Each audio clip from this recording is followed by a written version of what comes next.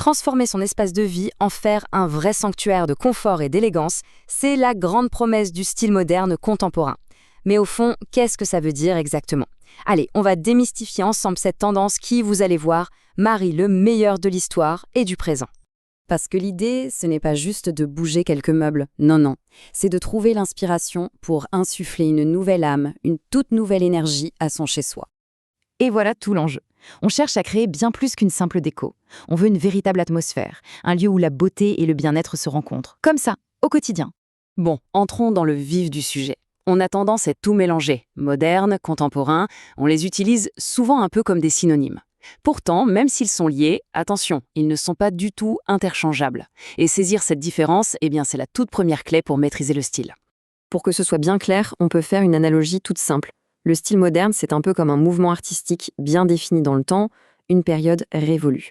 Le contemporain, lui, c'est l'art qui se crée en ce moment même. C'est un style vivant qui respire l'air du temps et qui évolue constamment. Donc, pour résumer, d'un côté, on a le moderne. Il est ancré dans l'histoire, il est très fonctionnel, il a des codes bien précis. Et de l'autre, on a le contemporain, qui est super dynamique, toujours ouvert aux nouvelles idées, toujours en mouvement. Disons que le premier, c'est une photo, et le second, c'est un film qui est en train de se tourner. Le design moderne, c'est vraiment la structure, l'ordre, une sorte de simplicité très, très élégante. C'est un héritage du modernisme, donc la fonction est mise au premier plan, mais toujours avec un vrai sens de l'esthétique. Le style contemporain, lui, c'est une conversation avec notre époque. Il va piocher dans les influences culturelles, artistiques, technologiques, tout ce qui se passe maintenant. Il est beaucoup plus libre, il adore les grands espaces, les formes qui rappellent la nature, et il n'a pas peur d'oser la couleur de façon assez audacieuse. Et alors, que se passe-t-il si on fusionne les deux? En mariant la rigueur du moderne avec la fluidité du contemporain, on obtient un style hybride qui prend vraiment le meilleur de chaque univers. Alors, on va retrouver ces fameuses lignes pures du moderne, mais qui vont être adoucies par des courbes un peu plus contemporaines. La palette de couleurs, elle, reste sobre, mais elle est réveillée par une touche vive, un accent de couleur. Les matériaux bruts, comme le béton, vont se marier à la chaleur du bois clair. C'est cet équilibre subtil qui fait toute la différence et qui empêche le style de tomber dans le trop froid ou, à l'inverse, dans le trop éphémère. La théorie, c'est bien beau, mais concrètement, comment on fait? Allez, on passe à un guide pratique pour faire entrer ce style dans un espace de vie. Voilà une petite feuille de route en 5 étapes.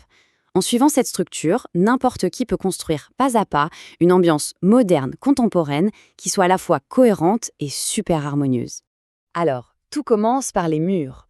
On crée une sorte de toile de fond neutre, apaisante. Et c'est cette base très calme qui va ensuite permettre de faire ressortir des éléments forts. Un tableau qui claque, un fauteuil de couleur vive, un tapis graphique. Chaque petite touche de couleur a tout de suite beaucoup plus d'impact. Ici, le point crucial, c'est vraiment la fonctionnalité. On part du principe que l'espace est précieux. On pense malin, quoi. Un canapé lisse super design pour les invités, une table basse avec des rangements cachés pour éviter le désordre. L'idée, c'est que chaque meuble soit à la fois beau et intelligent. Pour ne pas avoir un résultat qui semble trop froid ou trop clinique, l'intégration de matériaux naturels est absolument essentielle. Le bois, ça vient réchauffer l'atmosphère. Le métal, ça ajoute une touche industrielle assez chic. Et le verre, ça apporte de la légèreté.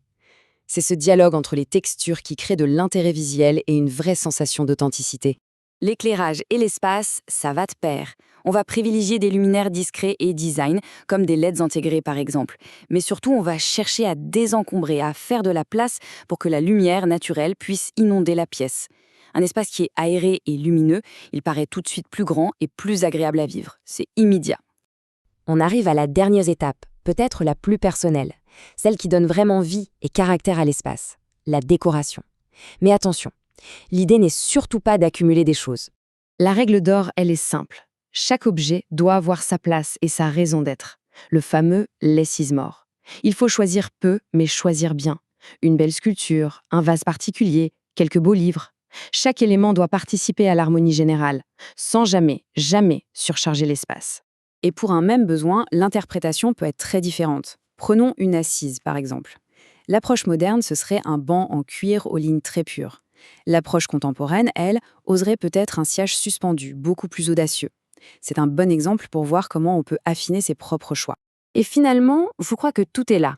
Le style moderne contemporain, Ce n'est pas un catalogue de règles rigides à suivre, c'est plutôt un langage pour s'exprimer.